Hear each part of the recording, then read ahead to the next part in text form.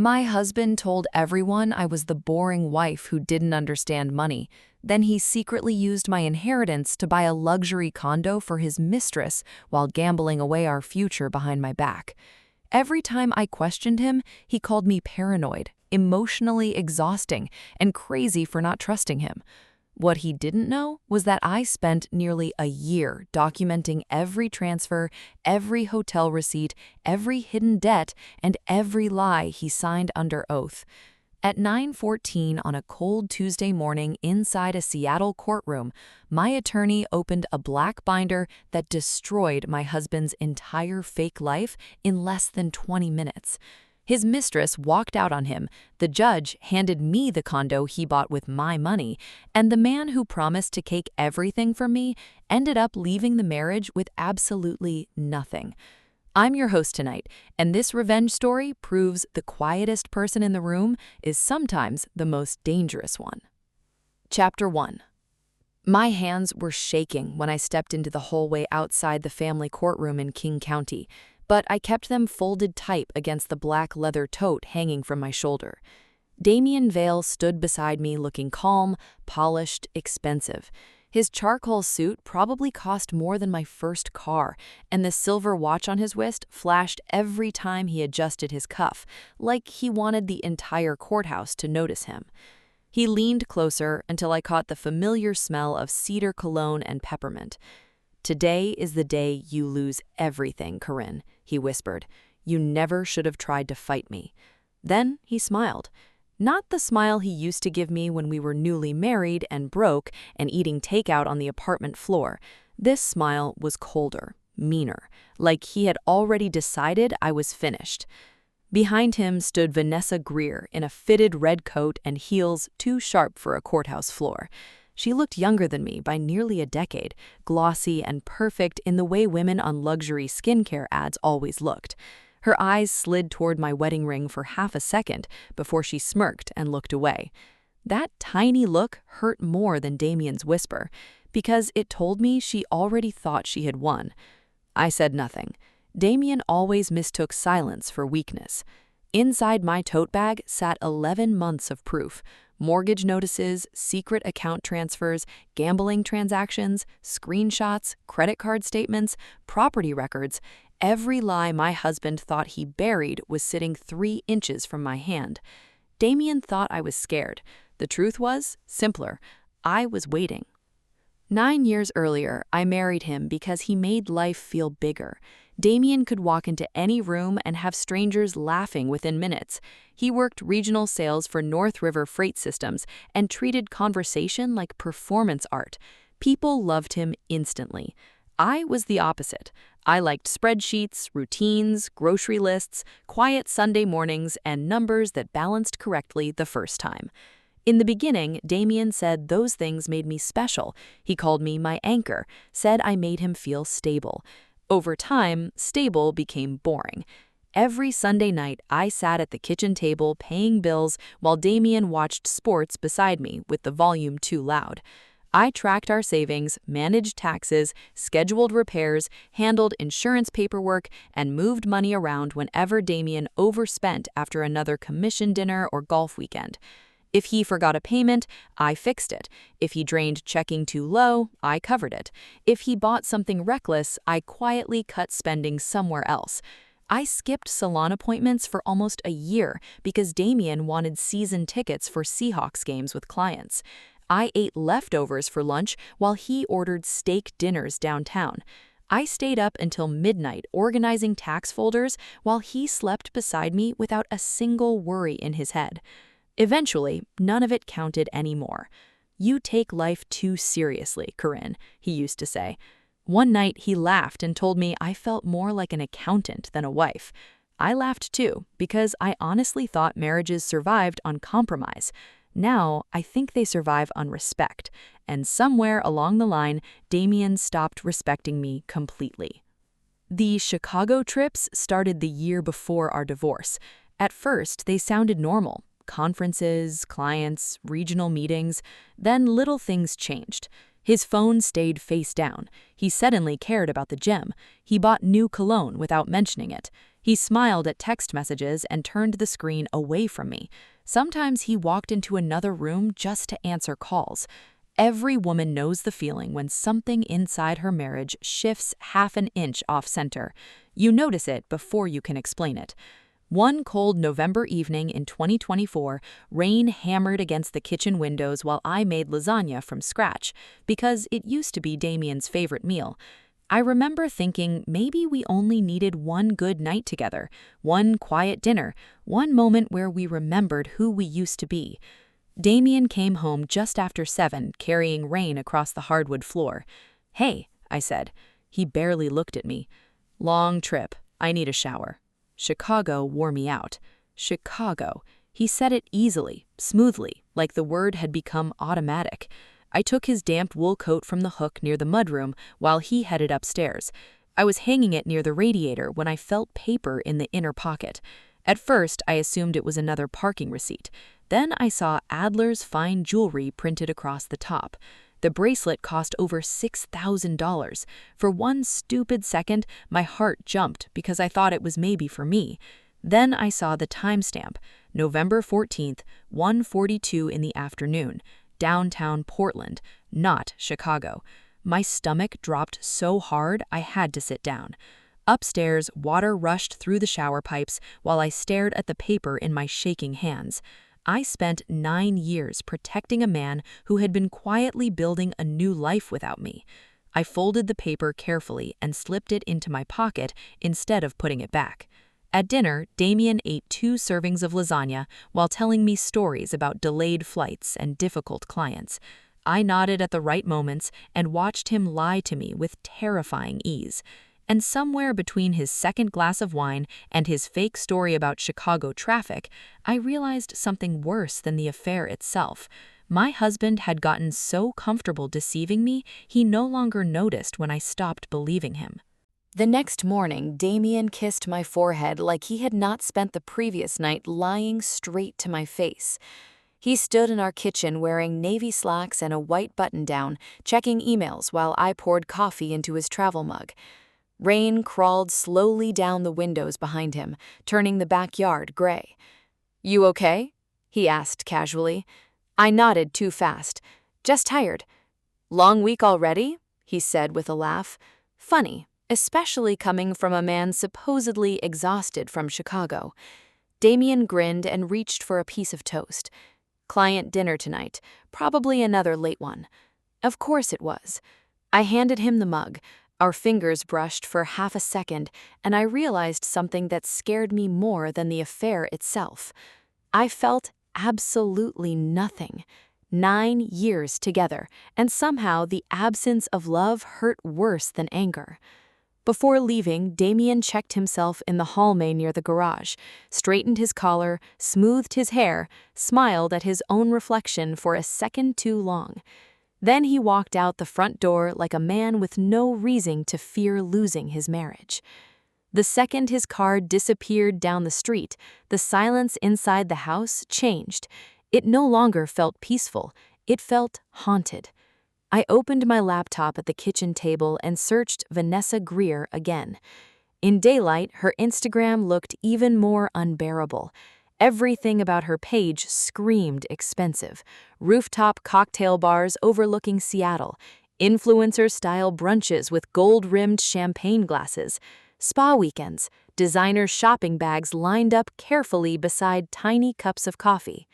In one photo, she stood on a rooftop downtown, wearing cream-colored heels and laughing toward the camera while the Seattle skyline glowed behind her.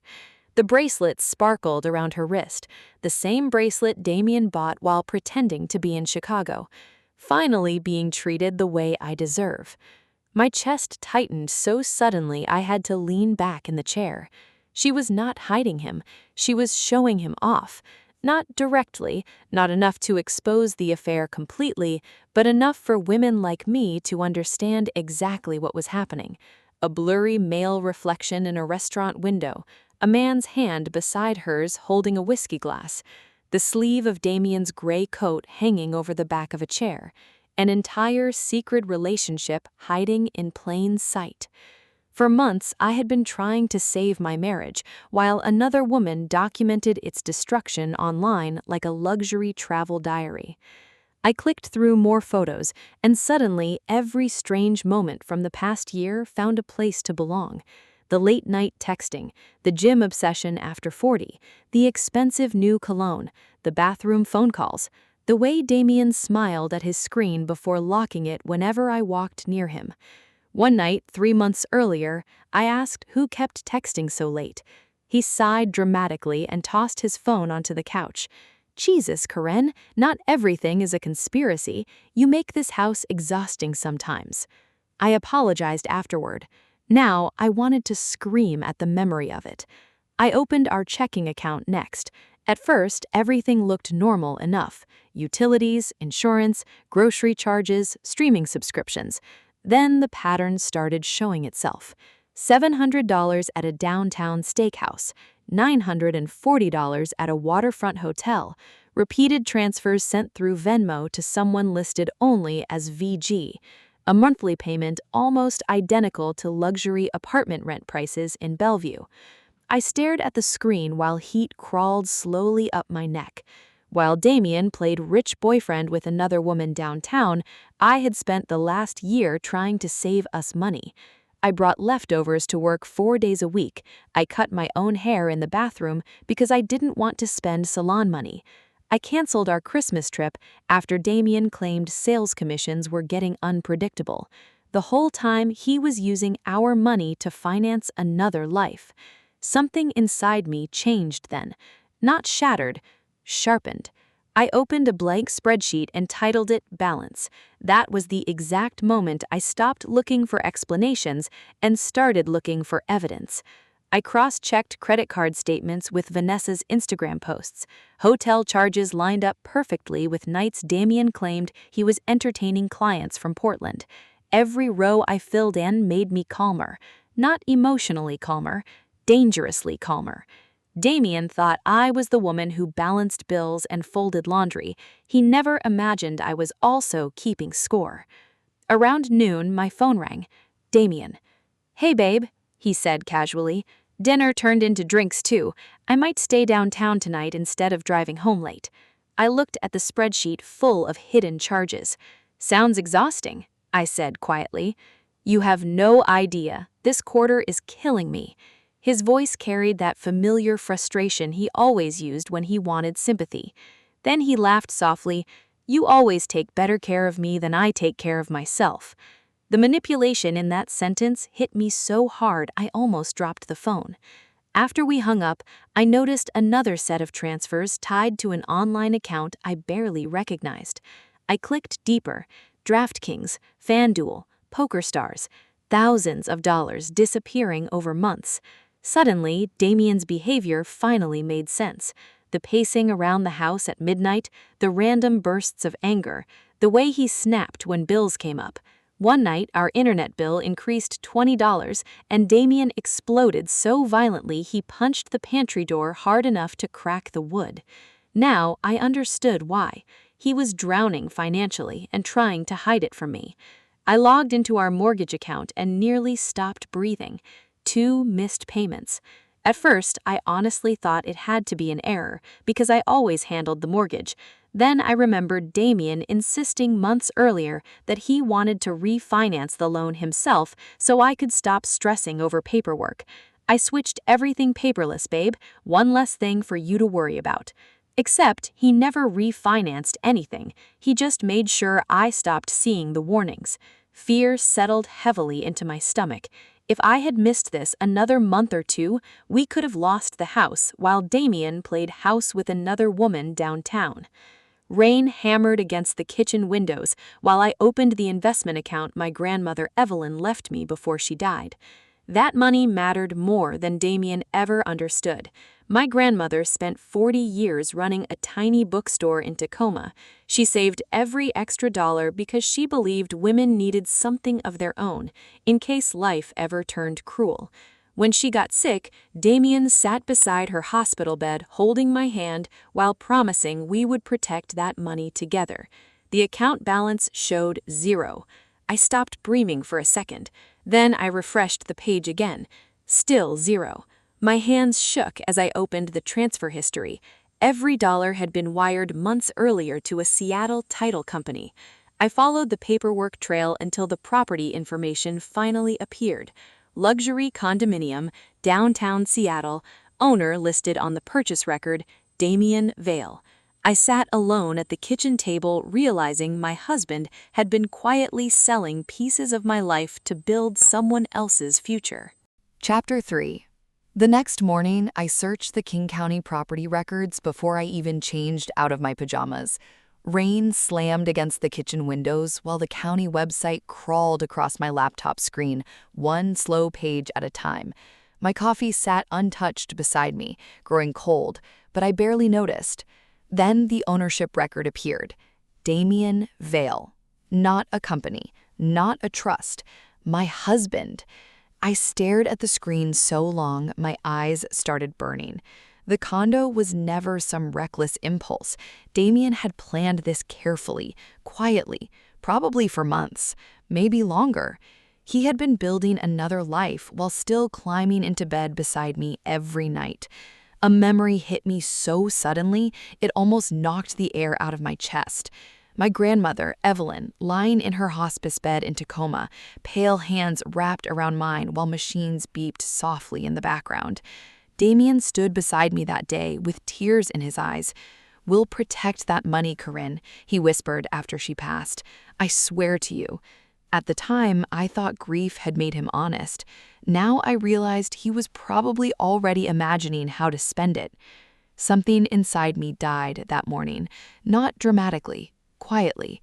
The woman who spent months trying to save her marriage disappeared somewhere between the property records and my grandmother's memory. After that, survival mattered more than love. That night, Damien brought home takeout from my favorite Thai place downtown. He walked into the kitchen smiling like we were still a normal couple having a rough season. "Thought you deserved a break from cooking," he said.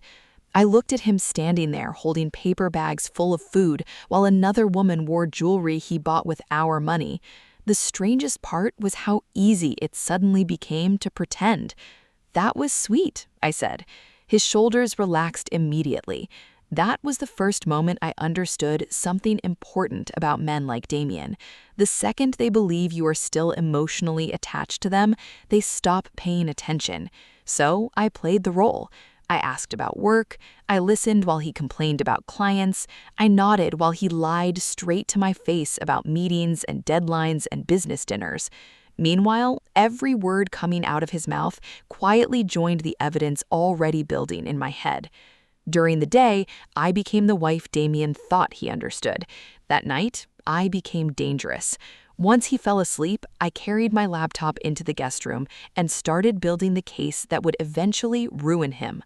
I printed bank statements and sorted them into folders across the bed. I photographed luxury watches Damien claimed he bought years ago. I backed up emails, downloaded account histories, and organized every suspicious transaction connected to Vanessa. The guest room slowly stopped looking like a bedroom. It started looking like an investigation. One night around 2 in the morning, I sat cross-legged on the carpet, labeling evidence folders while rain rattled softly against the windows.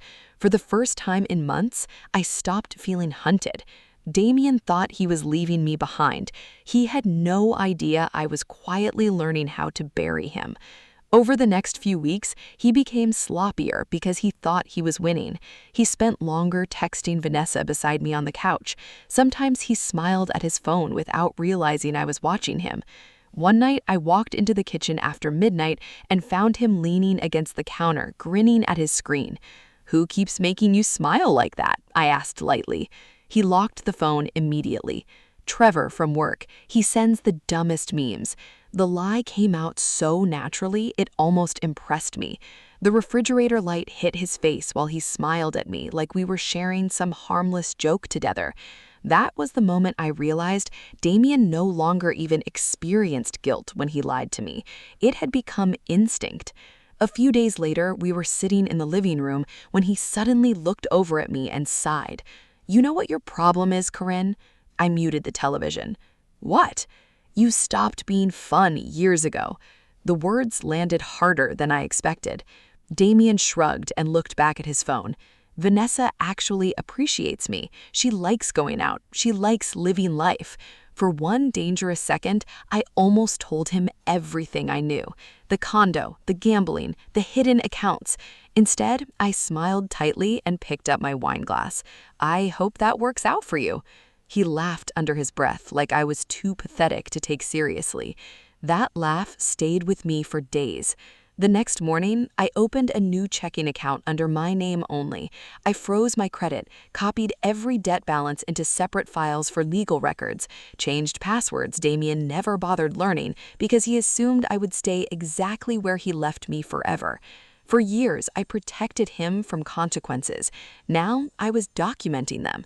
Then I scheduled a consultation with Leonard Whitmore. His office overlooked Elliott Bay from the 23rd floor of a downtown Seattle building. Dark wood shelves lined the walls, and rain blurred the skyline outside massive windows. Leonard looked impossible to shock, until he opened my binder. For nearly 10 minutes, he said nothing. He just turned pages slowly while his expression hardened with every document. Finally, he leaned back in his chair. Most people walk in here carrying suspicions. You brought evidence. I needed to know I wasn't losing my mind. You're not, he said immediately, but your husband is putting you in serious financial danger. That word hit me harder than a affair. Danger. Leonard explained everything carefully. Hidden assets, financial concealment, discovery requests, sworn disclosures. Then his voice turned colder. If we hadn't caught this now, your husband could have bankrupted you before the divorce even started. A chill moved through me. That house was my life, my stability. My grandmother's money was supposed to protect me someday, not finance someone else's luxury condo downtown. Leonard closed the binder carefully. Do not confront him yet. I frowned. You want me to act normal? I want him arrogant, Leonard said. Men like Damien destroy themselves when they think they're untouchable. So that became the strategy, sandbagging. Let Damien think I was emotional, overwhelmed, weak. Let him get comfortable enough to lie under oath later. A few weeks afterwards, Damien was served divorce papers at North River Freight Systems during business hours. He stormed into the house, furious. "What the hell is wrong with you?" he snapped. I stayed seated at the kitchen table. You stole from me. His anger flickered for 1 second before arrogance took over again. You seriously think you can beat me in court? I guess we'll find out. Damien laughed coldly. You're not built for this, Corinne. Vanessa understands me ways you never did. I said nothing. Silence irritated him more than screaming ever could. Before leaving, he looked around the kitchen like he already owned every inch of it. I'm keeping the condo, and honestly, I'll probably keep this house too. Then he grabbed his overnight bag and walked out into the rain toward the condo my grandmother's inheritance had paid for. What Damien still did not understand is that every lie he told was already sitting inside Leonard Whitmore's office, waiting for the exact right moment to destroy him. Chapter 4. 3 months later, I sat inside courtroom 4 at King County Family Court, watching Damien Vale smile like a man who thought consequences only happened to other people. The discovery phase had dragged on for months. Depositions, financial disclosures, endless requests for documents Damien swore did not exist. Leonard warned me early that arrogant people rarely collapsed all at once. They collapsed slowly, one lie at a time. Damien walked into court that morning wearing a tailored navy suit and polished shoes that probably cost more than my monthly car payment. Vanessa sat behind him, near the back row, in a cream-colored coat with her legs crossed neatly beside a designer handbag resting against the chair. She looked nervous. Damien looked untouchable. That difference mattered more than either of them realized. When he glanced toward me, he gave me the same smug smile he used to wear after winning arguments at dinner parties. For a second, I remembered how charming that smile once felt. Now it looked hollow. Brian Keller stood first once the hearing began.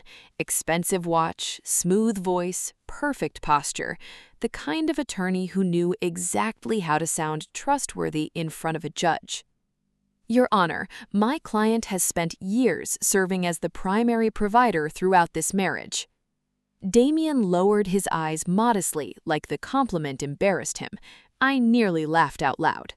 Brian continued building the performance carefully. Financial responsibility, career pressure, marital strain. He painted Damien as a hard-working husband trapped in a difficult marriage with an emotionally distant wife. Then came the requests: sell the marital home, reduce support obligations, protect Damien's future earnings. I sat quietly beside Leonard while strangers discussed my life like a business transaction. The fluorescent courtroom lights buzzed softly overhead. Papers shuffled around the room. Someone near the gallery coughed into their sleeve. Meanwhile, Damien sat there pretending he had not stolen my inheritance to buy another woman a luxury condo downtown. What Brian did not know yet was that Damien had lied to him, too. That was the beautiful part. Damien signed sworn financial disclosures claiming he owned no additional property, no hidden accounts, no significant gambling debt, exactly what Leonard expected him to do. I stayed silent through almost all of it. No crying, no angry interruptions, no emotional breakdown. That silence made Damien more confident every minute. At one point, he even leaned back comfortably in his chair and checked his watch while Brian spoke. Judge Eleanor Barrett finally looked toward Leonard. "Mr. Whittemore, does your client wish to respond?" Leonard stood slowly. The room changed the second he placed the black binder on the table. Even the clerk looked up. Brian glanced toward it briefly, still calm. That calm disappeared fast. "Your Honor," Leonard said evenly, "the financial disclosures submitted by Mr. Vale are materially incomplete." Damien's expression barely moved. At first. Leonard opened the binder. Exhibit A. Documents slid across the table toward the judge. Transfer records connected to inherited funds belonging solely to Mrs. Vale. Judge Barrett adjusted her glasses while reading. Leonard continued calmly. $68,000 transferred without authorization from my client's inheritance account. For the first time all morning, Damien shifted uncomfortably beside his attorney. Brian frowned. What exactly am I looking at here? Leonard didn't even glance toward him. Funds later used toward the purchase of undisclosed real estate. The courtroom grew quieter. Leonard opened another section. Exhibit B. Property records, Seattle title documents, purchase agreements. Judge Barrett looked up sharply. "This condominium was not disclosed in your financial affidavit, Mr. Vale." Damien cleared his throat. "It wasn't finalized when I filed." Leonard immediately handed another paper forward. Transfer timestamp dated 48 hours before the affidavit was signed. Brian slowly turned toward Damien. "You told me there were no additional properties." Damien leaned closer to him. "It's complicated." Brian's jaw tightened. "No, Damien, it really isn't." For the first time since entering the courtroom, Damien looked nervous. Vanessa stopped moving completely behind him. Leonard kept going. Exhibit C. Transfer histories connected directly to Vanessa Greer. Monthly transfers, luxury hotel charges, vehicle payments, restaurant bills. The farther Leonard built the timeline, the paler Vanessa became. People shifted quietly in the gallery seats. Even the clerk looked uncomfortable now. Judge Eleanor Barrett's voice sharpened. "Mr. Vale, did you use marital funds to financially support Miss Greer during your marriage?" Damien swallowed. It wasn't like that. The judge stared at him. What exactly was it like? He opened his mouth, but nothing came out immediately. That silence finally cracked his image apart. Not the affair itself, not the condo, the silence. Leonard opened the final section, Exhibit D. DraftKings statements, PokerStars transactions, online gambling activities stretching across nearly a year. Judge Eleanor Barrett removed her glasses slowly. You also failed to disclose substantial gambling debt under sworn oath. Damien straightened defensively. I was going to recover the losses. Brian closed his eyes briefly, like he physically couldn't believe what he was hearing anymore. Leonard calmly walked the court through everything after that: the affair spending, the concealed condo, the hidden accounts, the gambling losses, the misuse of inherited funds. Every explanation Damien attempted collapsed under receipts, timestamps, signed statements, and transfer logs. Nobody needed to yell. The paperwork destroyed him all by itself. At one point, Damien looked directly at me while Leonard outlined the mortgage concealment timeline. That was the moment I realized something important. Damien never feared losing me. He feared losing control over me.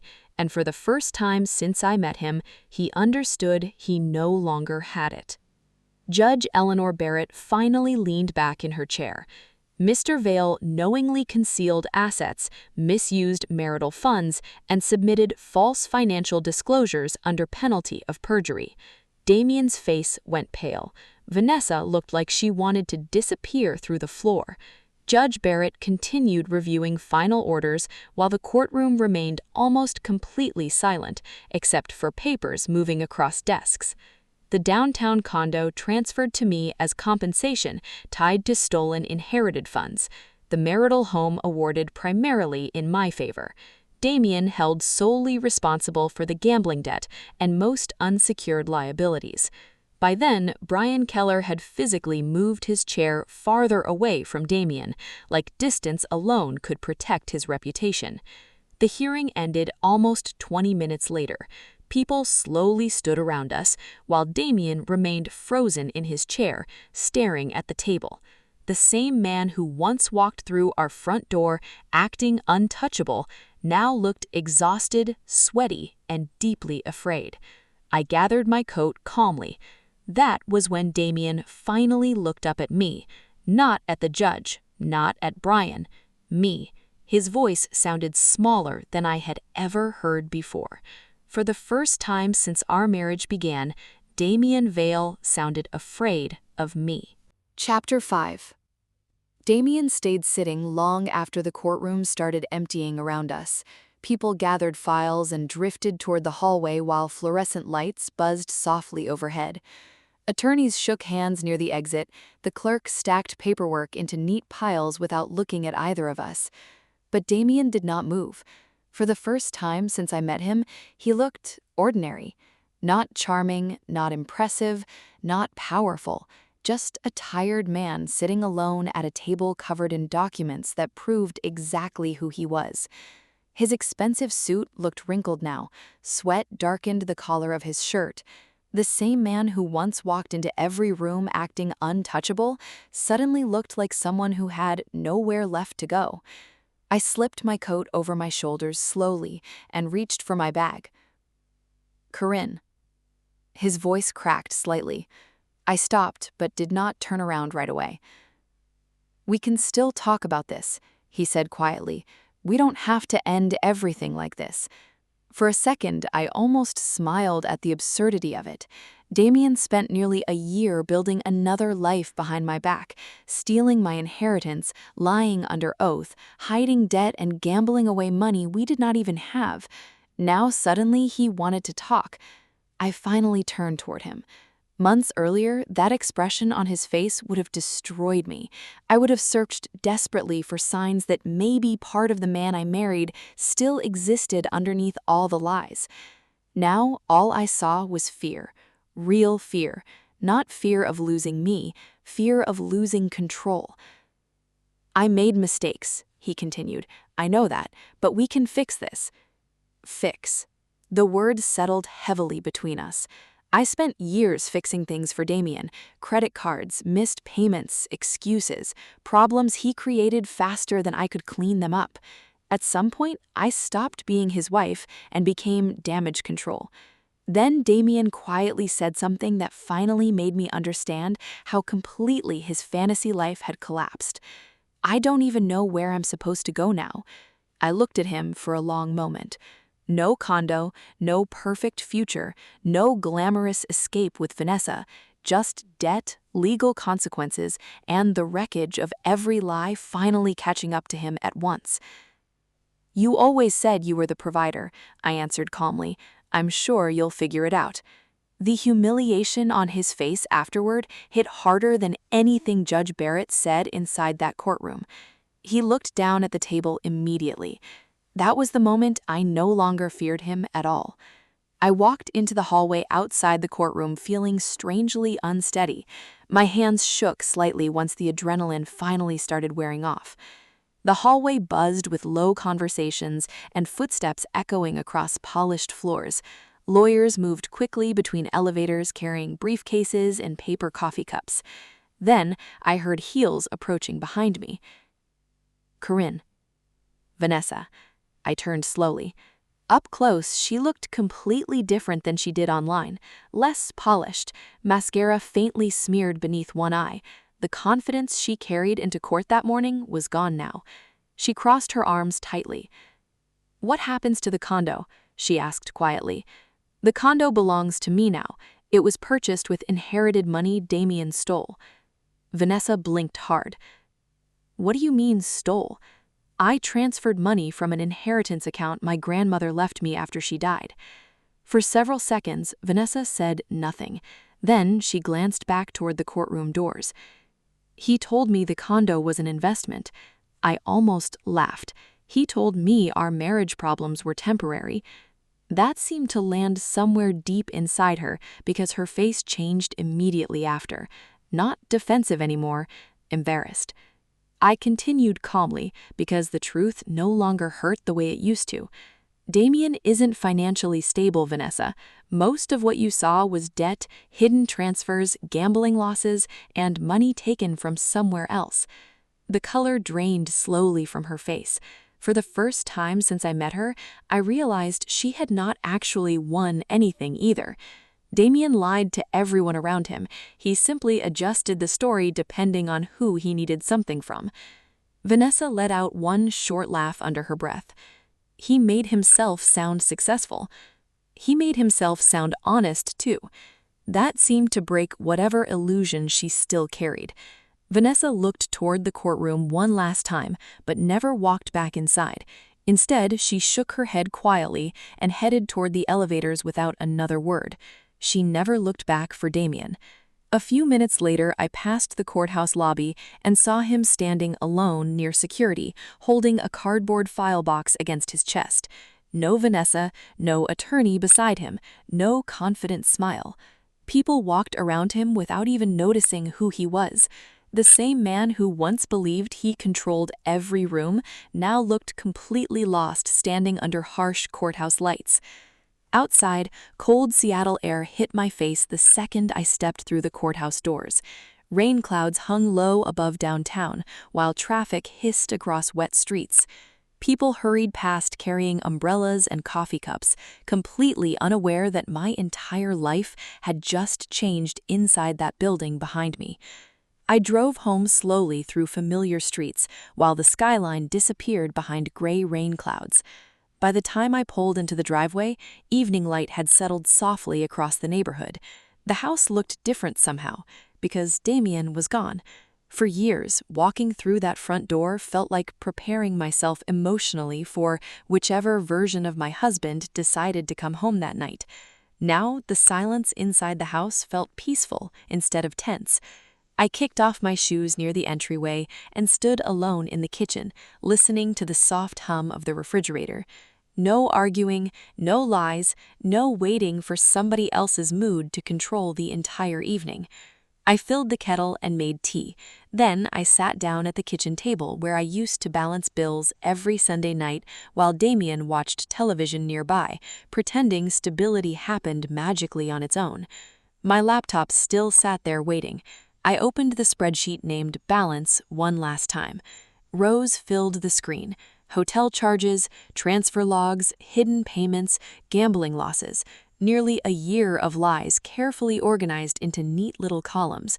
For months, that file represented fear. Now it meant something entirely different: freedom. I stared at the screen for several seconds before finally dragging the file into the trash folder. Outside the kitchen window, the backyard looked overgrown after months without attention.